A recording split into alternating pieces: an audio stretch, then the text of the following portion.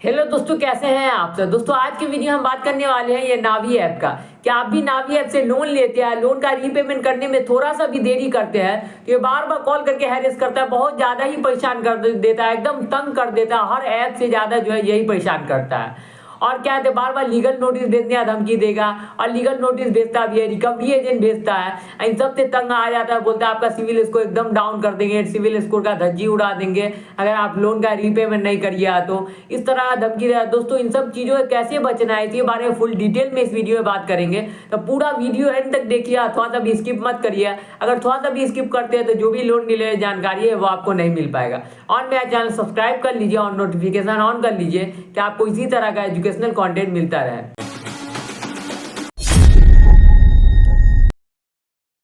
तो दोस्तों मेरे सब्सक्राइबर जो बार बार कॉल करके मेरे सवाल पूछते हैं, बार बार कमेंट सेक्शन में जो कमेंट करके बार बार सवाल पूछते हैं, तो उन सब सवालों को मैंने एक जगह इकट्ठा किया और सबका जवाब दूंगा। तो पूरा वीडियो एंड तक देखिए। इसमें सारा कन्फ्यूजन आपको एनबीएफसी ऐप से रिलेटेड जो भी कन्फ्यूजन है सबका कन्फ्यूजन दूर हो जाएगा। तो ये पूरा वीडियो एंड तक देखिए। तो सबसे पहला सवाल है, क्या आपके ऊपर लीगल एक्शन हो सकता है। तो दोस्तों अगर आप टाइम टू टाइम उसका पेमेंट करते रहिएगा और उसको बार बार इन्फॉर्म करते रहिएगा कि मैं आपका 2 महीना या 3 महीना बाद ही पेमेंट कर पाऊंगा, इस तरह से उसको मेल करते रहिएगा, तो आप पे कोई भी लीगल एक्शन नहीं होने वाला। चाहे वो कितना भी लीगल नोटिस भेज दे, आप पे कोई भी लीगल एक्शन नहीं होगा अगर आप उसको टाइम टू टाइम पेमेंट करिएगा।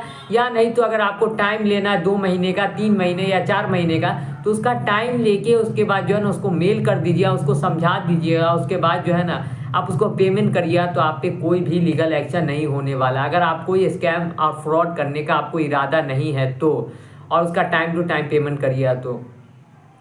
और दूसरा सवाल है, क्या हमारे घर रिकवरी एजेंट आ सकते हैं। तो दोस्तों अगर आपका घर कोई भी विलेज एरिया में है तो रिकवरी एजेंट नहीं आते हैं। वही आपका घर सिटी में है और सिटी से नज़दीक है और आपका लोन ज़्यादा का है, जैसे 20,000 प्लस का लोन है, तो वो जो है रिकवरी एजेंट आ सकते हैं। और गांव में भी अगर आपका घर है लेकिन अगर लोन ज़्यादा का है, जैसे 5 लाख 10 लाख, तो आ सकते हैं। लेकिन अगर कम का है, जैसे 20,000 30,000 का, इतना तक का लोन है, या नहीं तो 10,000 का है, तो इतना तक का लोन है, तो गांव में इतना नहीं आते हैं, क्योंकि गांव में पहुंचने का उतना अच्छा साधन नहीं होता है, इसीलिए गांव में इतना जल्दी रिकवरी एजेंट नहीं आते हैं। और क्या कहते हैं, शहर में जो है बहुत जल्दी आ जाते हैं, क्योंकि शहर में पहुंचने का साधन अच्छा रहता है और शहर में वो जाते हैं तो उसको रिकवरी एजेंट को कोई मारता भी नहीं है और उससे अच्छे से बात भी करता है। और गाँव में कोई भी रिकवरी एजेंट जाते तो उसको बहुत मार पड़ता है, इसी डर से जो है ना गाँव में जल्दी जाना भी नहीं चाहता कोई भी रिकवरी एजेंट, और उसका तेल भी ज़्यादा खर्चा हो जाता है और बहुत ज़्यादा परेशान भी हो जाता है। और गांव में घर को खोजने में बहुत दिक्कत होता है उसको, कि एकदम अंदर में जाते, एकदम अंदर में होता है गांव, तो इसी वजह से वो खोजने में ही दिक्कत होता है, इसलिए गांव में जल्दी नहीं जाते वो। और दूसरा सवाल है, रिकवरी एजेंट आए तो उससे कैसे बचे। तो दोस्तों कोई भी रिकवरी एजेंट आए और उसके पास कोई भी आइडेंटिटी प्रूफ नहीं रहे, जैसे विजिटिंग लेटर, आईडी कार्ड, ऐसा कोई भी चीज़ नहीं रहे, तो उसी वक्त उसको भगा दीजिए। बोलिए मेरा आपसे कोई भी लेना देना नहीं है, मैं आपसे कोई भी बात नहीं करने वाला हूँ, आप चुपचाप यहाँ से चले जाइए। मेरे जब 2-3 महीना में पैसा आ जाएगा मैं आपका पेमेंट कर दूंगा, वो भी ऑनलाइन डायरेक्ट ऐप से पेमेंट करूँगा। मैं आपको 1 रुपया भी आपके हाथ में नहीं देने वाला हूँ, डायरेक्ट आप ऐसे उसको बोल दीजिए। और चौथा सवाल, क्या सिविल स्कोर कम हो जाए तो क्या करना है। दोस्तों अगर आपका सिविल स्कोर कब कम होता है, जैसे आप बहुत सारे एनबीएफसी ऐप से लोन ले लेते हैं, आपको लोन लेना ही है, ज़्यादा का लोन लेना है, एक ही ऐप से बहुत ज़्यादा लोन ले लीजिए, लेकिन बहुत सारा ऐप से लोन ले लीजिएगा तो आपका सिविल स्कोर ऑब्वियस सी बात है कम हो जाएगा। और क्या थे, आप सबका उसका पेमेंट करने में दिक्कत होगा, जैसे 6-7 ऐप से ले लिए 5-5 हज़ार का, 6-6 हज़ार का, तो इस तरह से सबसे इंटरेस्ट भी बहुत ज़्यादा लगेगा और आपका सिविल स्कोर भी बहुत ज़्यादा डाउन हो जाएगा। तो अगर आपको लोन भी लेना है तो बस एक ही ऐप से बहुत ज़्यादा लोन ले लीजिए।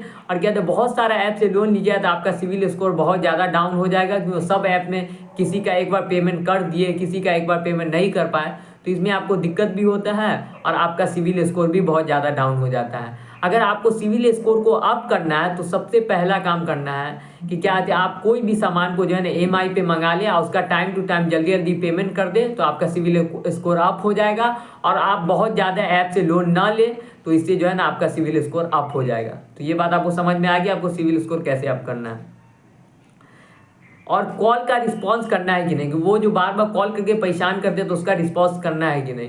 तो पूरे दिन में 1 से 2 बार उसका कॉल उठाएं और उसको उठा के टेबल पे रख दें। अगर बहुत ज़्यादा परेशान कर रहा है तब ऐसा करें, बहुत ज़्यादा वो कॉल कर परेशान कर रहा है तब ऐसा करें कि उसका कॉल रिसीव करें और उठाए टेबल पे रख के छोड़ दें। अगर वो 1-2 बार ही करता है दिन भर में तो उसका कॉल का जवाब दे और बोले कि 2-3 महीना बाद मैं आपका पेमेंट कर दूंगा। लेकिन अगर कोई बदतमीजी करता है, बार बार कॉल करके हैरेस करता है, तो उसका जो है ना कॉल उठाएं, टेबल पे उठा के रख के छोड़ दे, बस यही करना है आपको। क्या हमारे ऊपर FIR हो सकता है? दोस्तों आपके ऊपर कोई भी FIR नहीं होगा, कोई भी कोर्ट केस नहीं होगा अगर आप टाइम टू टाइम पेमेंट करिएगा। हम आपको बार बार यही बात बोल रहे हैं, 2-3 महीना टाइम ले भी सकते हैं, 4 महीना, लेकिन आपको उसको मेल कर देना है, बता देना है और आपके पास कोई प्रूफ रहना चाहिए। क्या नहीं तो प्रूफ नहीं भी है तब भी आप उसको बता सकते हैं कि अभी जो है ना मेरा फाइनेंशियल कंडीशन ठीक नहीं है या मेरा हेल्थ इश्यू नहीं है। अगर आपके पास कोई भी कैसा कागज़ है या कुछ है तो उसको भेज सकते हैं कि इस कारण से मैं आपका पेमेंट नहीं कर पा रहा हूँ। अब दोस्तों मेरा सेटलमेंट हो सकता है कि नहीं, और सेटलमेंट करना अच्छा ऑप्शन होता है कि नहीं। तो दोस्तों अगर आप सेटलमेंट करना चाहते हैं तो आप 5-6 महीना का टाइम ले लीजिए, 5-6 महीना डिफ़ॉल्ट करिए, तब जाके आपका सेटलमेंट होता है। उसमें कंपनी ऑफर भी अच्छा देता है अगर आप 5-6 महीना बाद पेमेंट कर दे तो। अगर आप जल्दी से अभी लोन लिया, डायरेक्ट बोलिए उसको सेटलमेंट करने को, तो कोई भी कंपनी सेटलमेंट नहीं करेगा।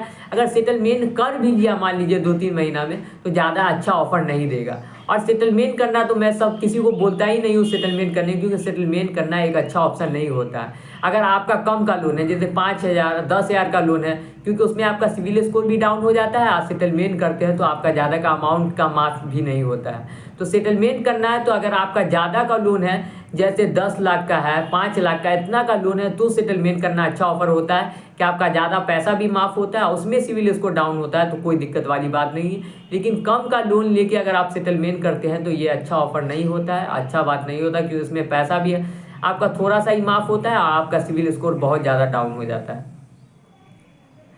तो दोस्तों ये वीडियो अच्छा लगा तो मेरा चैनल सब्सक्राइब कर लीजिए और नोटिफिकेशन ऑन कर लीजिए कि आपको इसी तरह का एजुकेशनल कंटेंट मिलता रहे। तो बाय दोस्तों।